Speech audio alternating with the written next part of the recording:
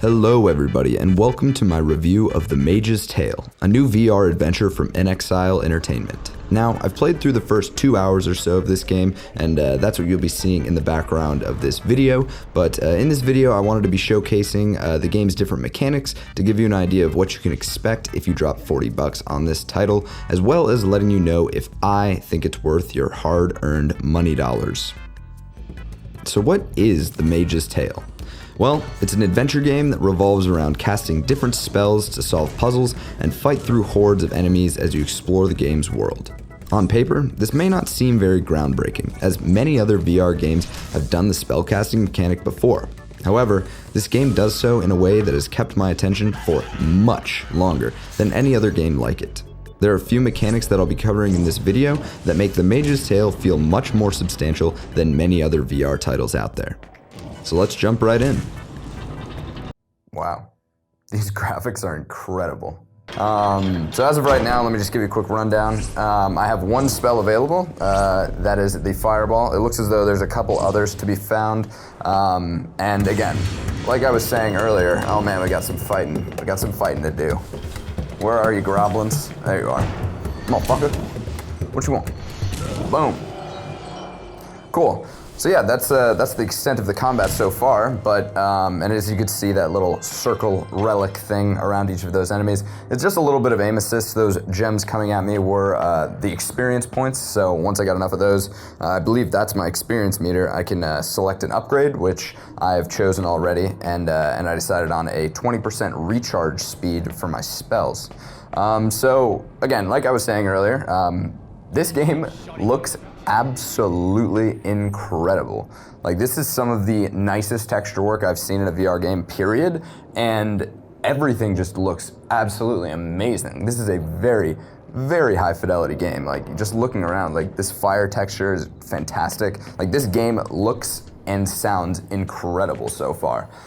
We got some more goblins, another encounter. That's the little lock-on thing, so it's relatively straightforward to hit these guys. It's not too challenging.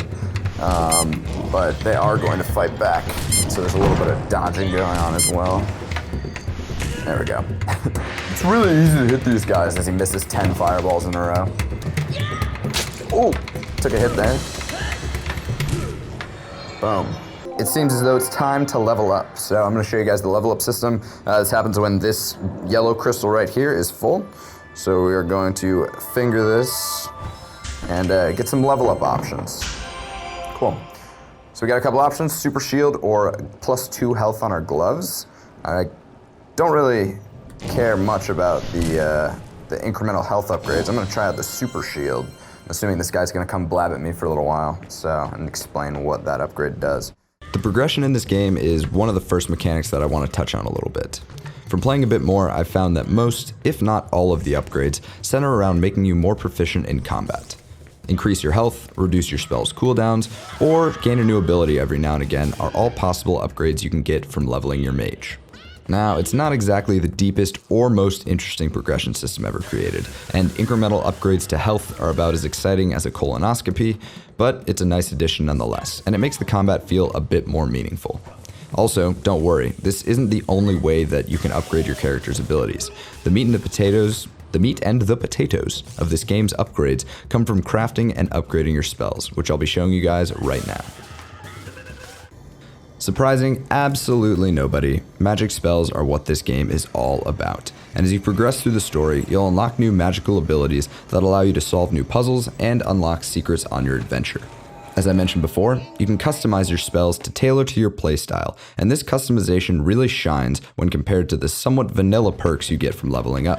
This potion brewing minigame allows you to create and tweak the ways that your spells work by adding upgrades and modifiers that are hidden throughout the game.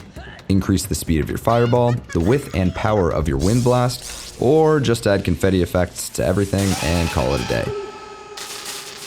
To my slight disappointment, you can't combine spells to make like a fire vortex or something, which would have been cool, but these upgrades really give you an incentive to scour every nook and cranny of this gorgeous world. And as you explore, you'll be met with various puzzles to solve by using the spells that are available to you. The puzzles range in difficulty, but are all relatively satisfying to figure out. I ran into a little bit of frustration with some of them, but overall I was pretty impressed. Some involve retracing your steps after you acquire an item or spell, but most involve just using your spells on the environment around you to progress. Some of the more challenging puzzles aren't necessary to progress through the game, but as I mentioned previously, you're going to want to solve them all so you don't miss out on any upgrades for your spells. In the couple hours I played, I was pretty pleased with the variety of puzzles to solve. There are a couple of interesting mechanics that I came across, and seeing as this game should take you around 8 hours to complete, I'm sure there are many more to come. Just to give you guys an idea of what the length of this game is looking like, so I've been playing for about an hour and a half at this point, and we've been through 2 of the levels in this big circle. So we have 1, 2, 3. I'm guessing every one of these, minus the space, so every other one is going to be a level. So we have 1, 2, 3, 4, 5, 6, 7. 7 more levels, including this one, so we have 8 levels, 10 total levels. If it takes about an hour to 45 minutes for each of these, maybe there's gonna be some boss encounters that are a little bit shorter or something, but you're looking at a pretty decent sized puzzle game here. Like this, again, it's a $40 title. That's a lot to ask for a VR game, but I honestly think that if this pace kind of keeps up and the upgrades continue to be interesting, I think this game is absolutely worth it. It's honestly one of the few VR games that I feel compelled to keep playing after I review them. There's not a lot of games that really grasp me like this, but I think that it's safe to say I'll probably be finishing this one. So I'm gonna cut it here. I'm gonna play a little bit more, and if I see anything else that I deem worthy of showing you guys, I will.